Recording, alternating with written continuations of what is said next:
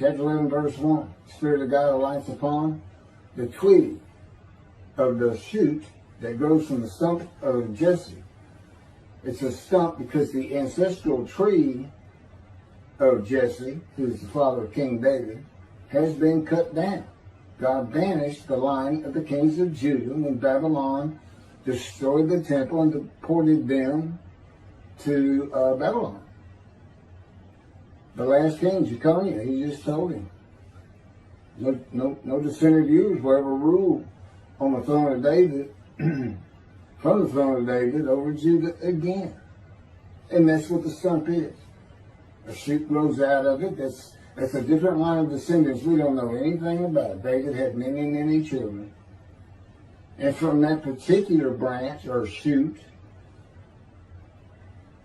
you find a twig on a tree, a new ancestral tree that nobody has any idea of.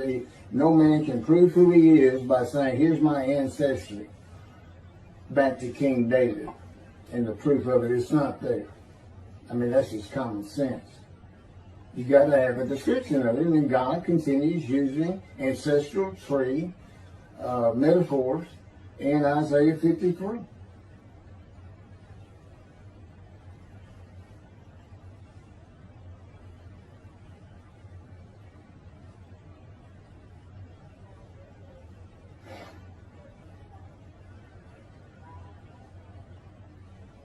This is prophetic. Isaiah prophetically refers to the stump of Jesse, father of King David, as an announcement of the ending of the line of the kings of Judah. And he's right. Isaiah's writing this. God's having him write it, but he's writing this long before Jeconiah was banished by God in Jerusalem and the temple destroyed. Whose last king, Jeconiah, was banished and the line terminated.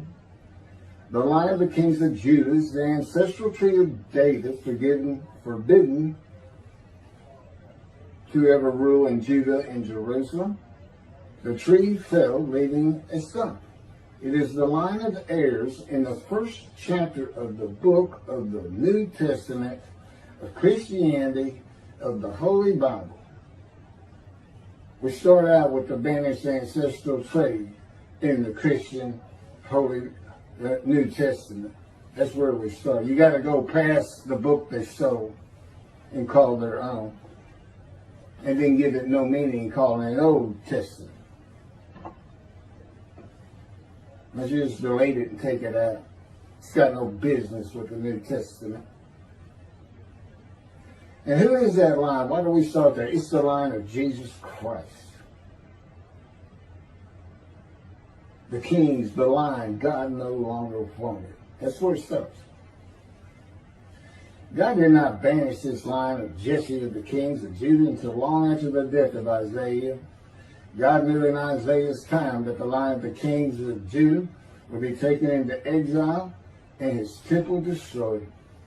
That he would end that line, leaving just the stump of Jesse for his anointed one to be raised from. Jesus could not fulfill the book of Isaiah, not for the reason that his line had been banished, but simply because he doesn't come from the stump. I mean, Christians can say, oh, well, that line was banished, but he sent Jesus anyway, so he must have lifted the banishment. Yeah, but he's still not from the stump. And he's certainly not described in Isaiah 53. You need to take your scissors and cut your Old Testament out. Your Old Testament doesn't belong with the New Testament.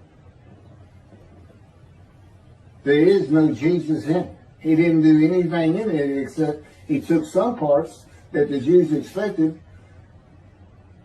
like a conqueror, a savior. Well, they're all under rule of Rome.